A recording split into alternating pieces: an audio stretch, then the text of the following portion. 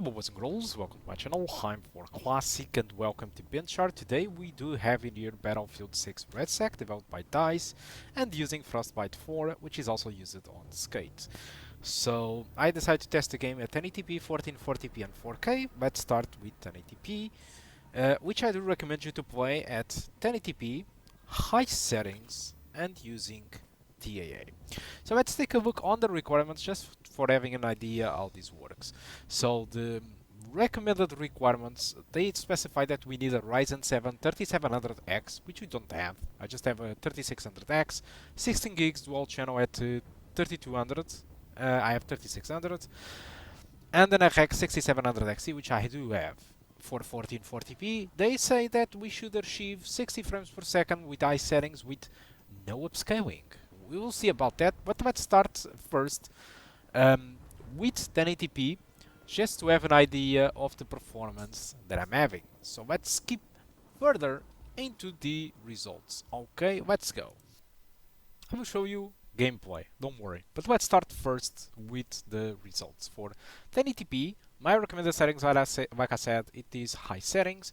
You can expect an average of 90 frames per second and a 1% low of 69. So for the most part, the game was above than 60 according to these results, and if you go with the maximum settings, the average is 65, but the 1% lows are 54, which might also mean that there will be moments where the game will be under than 60, which for a multiplayer game, that's something that I don't want to have. That's why I do recommend the high settings. And, well, it's true. With the high settings, there was 0 frames below than 60 frames per second, while with the maximum settings, 23% of the frames, it was below than 60 frames per second. It was mostly above than 50, so if you have like a free sync screen or something like that, probably you will be more than okay with that.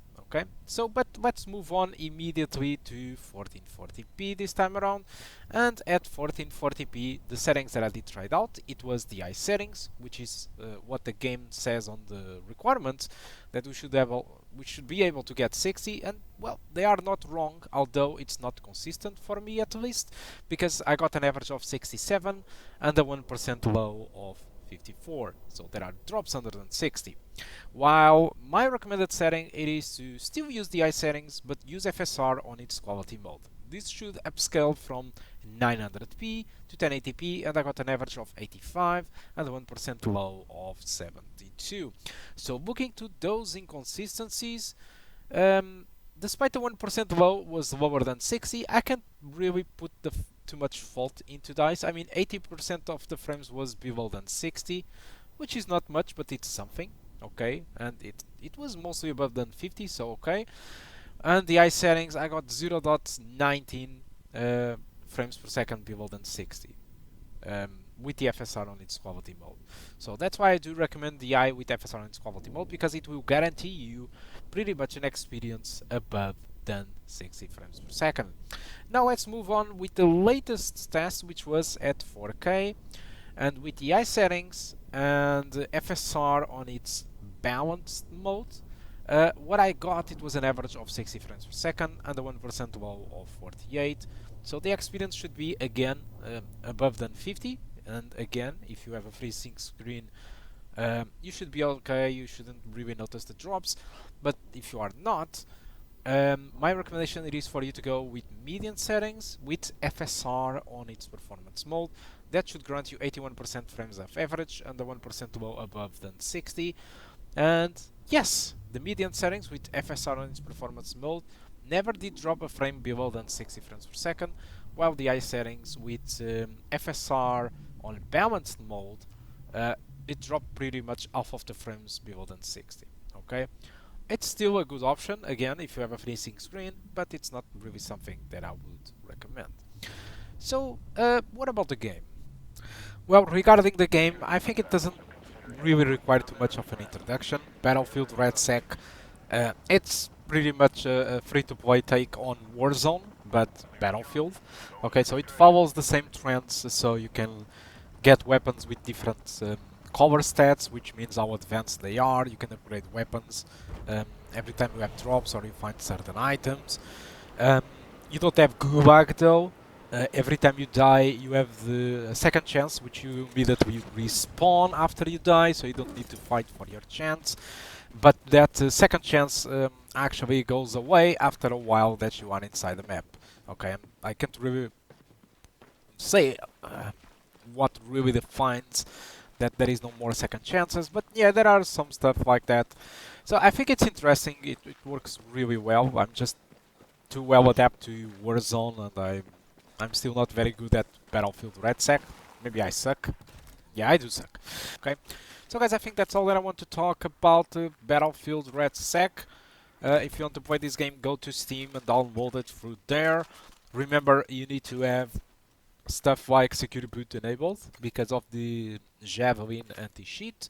I'm not sure how good or bad this is working, but I don't think I did encounter any cheaters during this benchmark. Okay, so again, thank you a lot for watching, and I do hope to see you soon. Hope you keep enjoying the rest of the gameplay. Goodbye.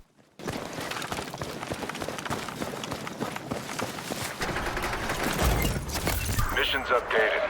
Review them when you can.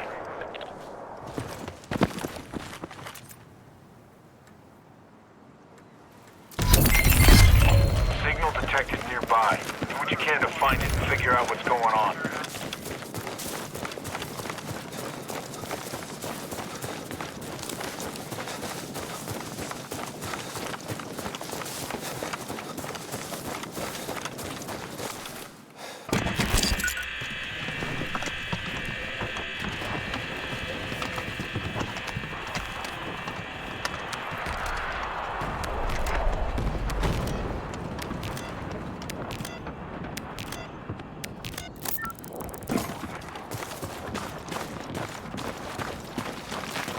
Hostile jumping onto your position.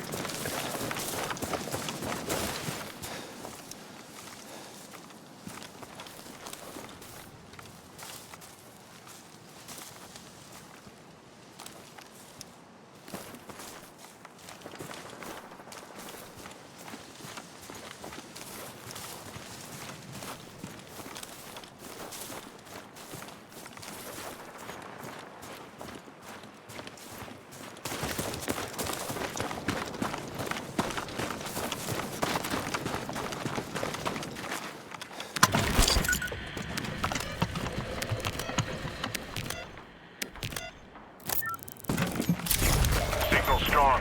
Time to start decryption. Decrypting the signal could take a while. Be ready for counterattack.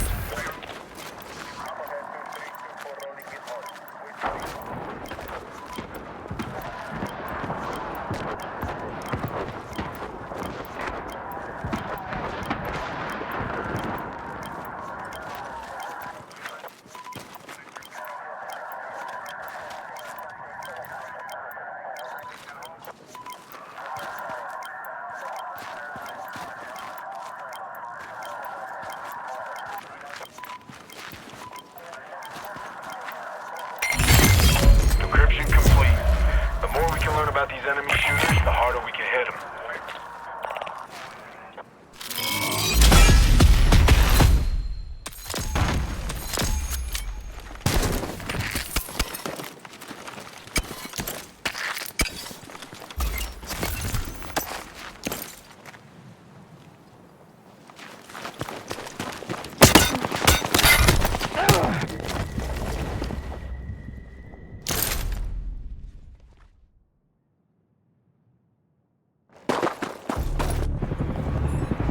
By to jump off. Your squad is ready to RV with you.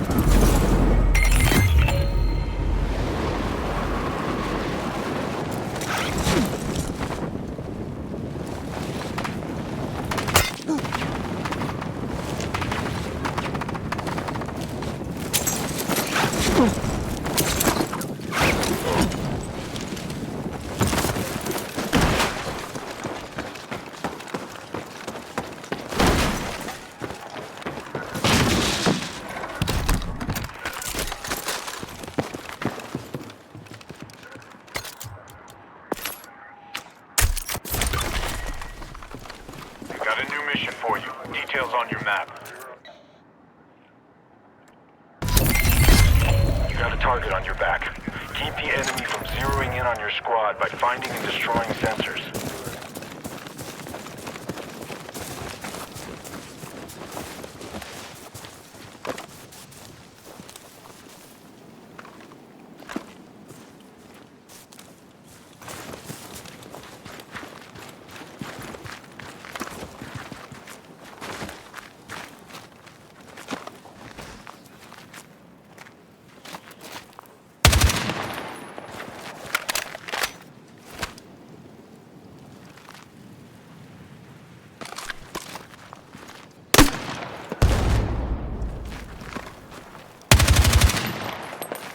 Looks like they're coming for you.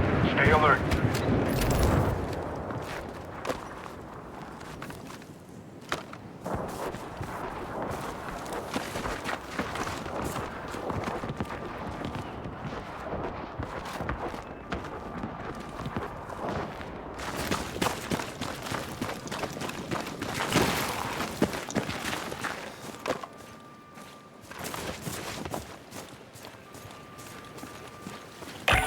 Stay put if you don't mind toxic fallout. Otherwise, get a move on.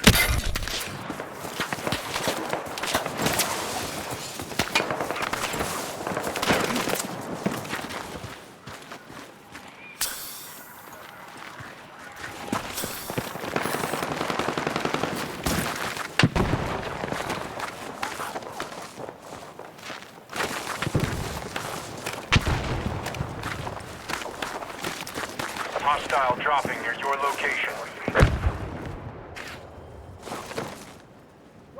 Got eyes on a sniper.